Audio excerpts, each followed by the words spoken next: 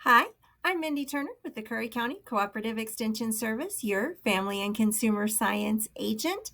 Today, we're going to kick off a new series looking at specifically skin cancer. This is by request from some of my Extension Club members here in Curry County, but summer in New Mexico is a great time to talk about prevention and some of those precautions we should be taking. So, why should we care about skin cancer? Well, first of all, it's important to know that skin cancer is the most common type of cancer in the United States. According to the American Academy of Dermatology, 1 in 5 Americans will develop skin cancer in their lifetime. The series that we're going to go through in the next 4 parts is going to look specifically at detection, prevention methods, and we're going to take this information from one of our extension guides, I-106, that was developed by Sonia Kukel, who is our extension health specialist with New Mexico State University. So we've got some really good information for you. Now remember, this is educational information specifically designed to increase awareness. This is not a medical publication or a diagnosis of any kind.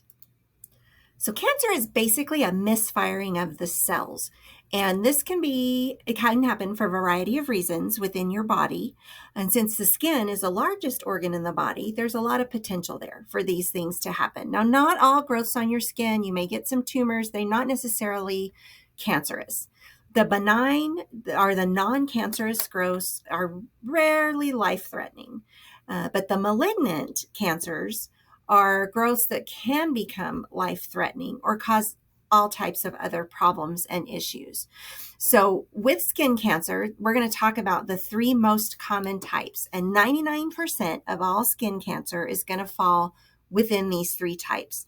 So we have basal cell carcinoma, which we refer to as BCC, squamous cell carcinoma, which we refer to as SCC, and then, of course, melanoma, which is the one we hear the most about within all of the different parts and pieces of the body where you can potentially develop some type of a melanoma.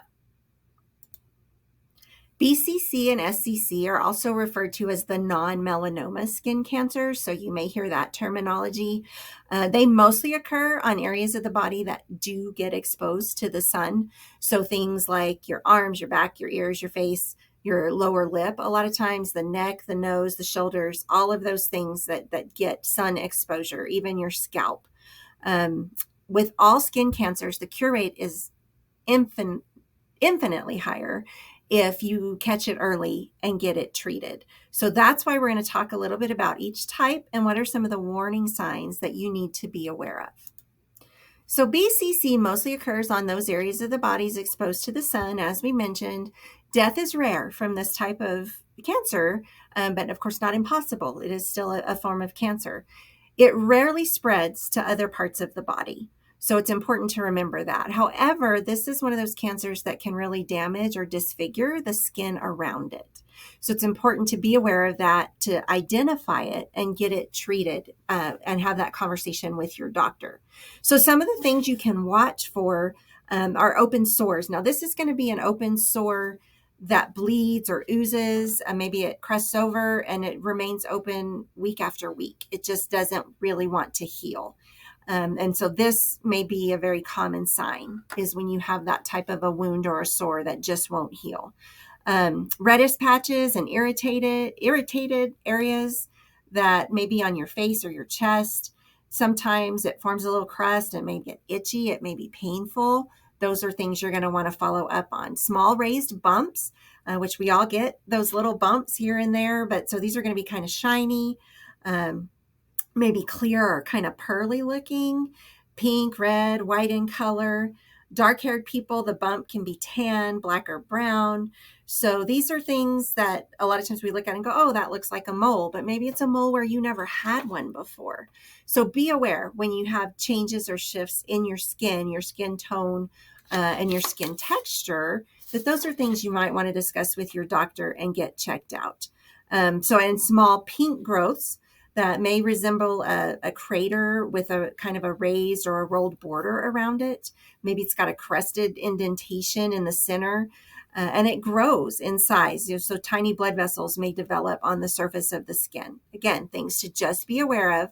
I know a lot of us, we look at, oh, our skin's changing. Things are developing differently because we're aging.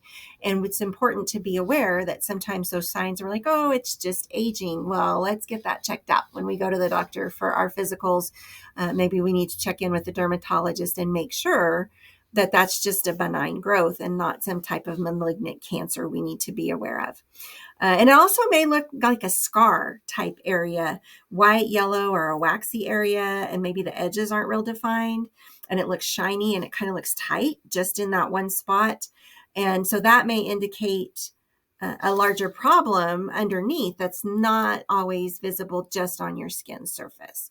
So we're going to want to follow up on that and get it checked out.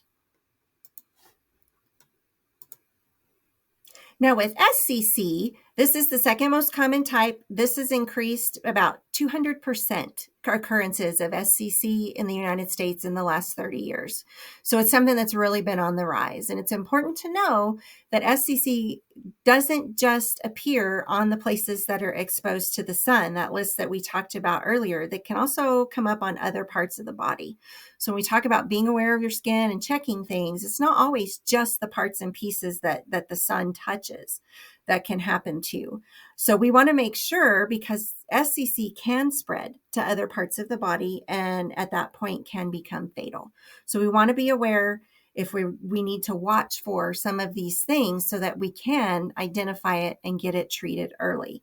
So again, we're going to have those open sores that just won't heal. They bleed, they get crusty, they bleed some more, and they just won't heal. Those open sores, we need to get those checked out because it could be a sign or a symptom of something much bigger. A raised growth with a depression in the center.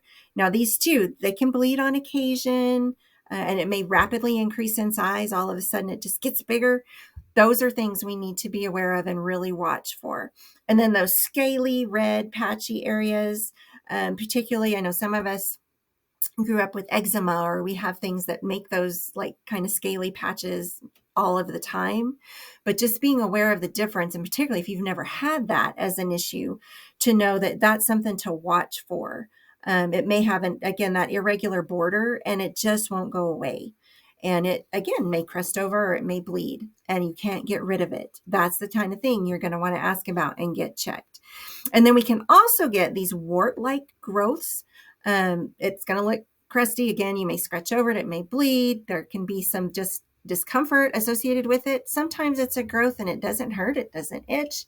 It's just there where it wasn't there before. So again, things that are new and different that we need to check into to make sure we're identifying what could potentially be a cancerous type growth related to our skin. Now, melanoma is the most dangerous type of skin cancer. They estimate that on the average, someone dies from melanoma every hour in the United States. So when it's not treated early, it can advance quickly and spread to other parts of the body. And the more parts it spreads to, the harder it's going to be to treat. And again, they're not all sun related. So they can develop on any part of the body, whether it's exposed to the sun or not. So skincancer.com, which is a great site that has a lot of resources and references back to a lot of the information we have from Center for Disease Control and what a lot of our government agencies are looking at. And they have developed what they call the ABCDE warning signs of melanoma. So we're going to go through those so you kind of know what you're looking for. Because again, the purpose of this is to be educational, to create an awareness, and to help you understand when it's time to go get checked and hopefully catch anything that's going on early. So starting off with the letter A, we are going to say that you need to look at asymmetry. So to determine, like if you have a mole, growths that you've already had, that you've had for a while, and you want to know, hey, is it symmetrical? You just draw a line down the middle, and if both sides, both halves look similar, it's probably symmetrical. If they don't, then that's a sign that, hey, something's going on here. It's not growing consistently. And it could be a cell issue. So you're going to want to get that checked by a physician as quickly as you can. And then the next one, B, is the border. So you heard as we talked about the different types of cancer for your skin, that one of the things we talked about was a not consistent border. So a non-cancerous mole is usually going to have a smooth, even border that goes around it. When it's uneven or kind of scalloped, or maybe it looks notched in places, this can be early signs of melanoma. And again, if we can catch it early, we have a higher success rate of getting that treated. And that's the key, because it's really scary to talk about cancer, to think about cancer, to all of a sudden be like, oh, I have all these things wrong with me.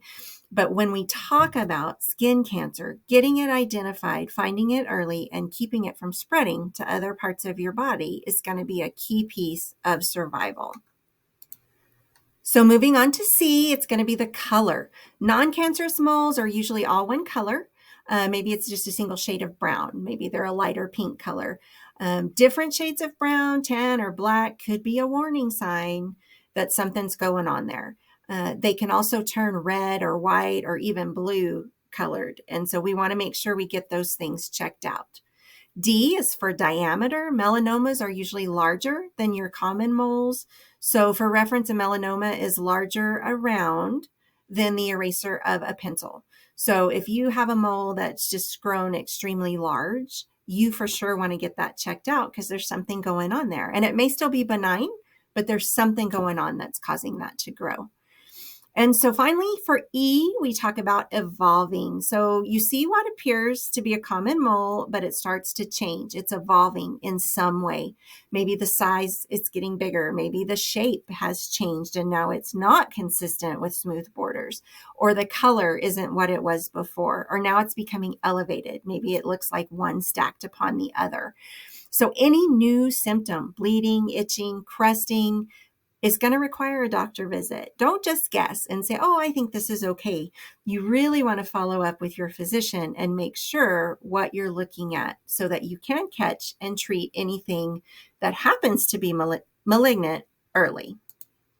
I didn't include photos of all of the different types of skin cancer within this presentation, but you can go online. Skincancer.org has a whole section on skin cancer information, and one of those is photos, and it includes all the three types, the BCC, the SCC, and the melanoma, where you can get an idea. And if you go, oh, I have that, or oh, I have something that's starting to move that way, you know that it's time to go and get your follow-up for that.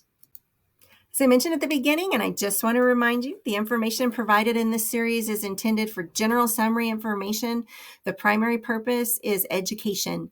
So nothing contained in here should be considered or used as a substitute for your medical doctor for their advice, diagnosis, or treatment related to skin cancer. I'm Mindy Turner with the Curry County Cooperative Extension Service. Thank you for taking time with us. We've learned about the three main types of skin cancer today. In the rest of the series, we're going to talk a little bit about how to detect those things, what we should be watching for, how to do your self-exams, and then what we need to be doing to prevent some of that sun exposure. I will see you here next time.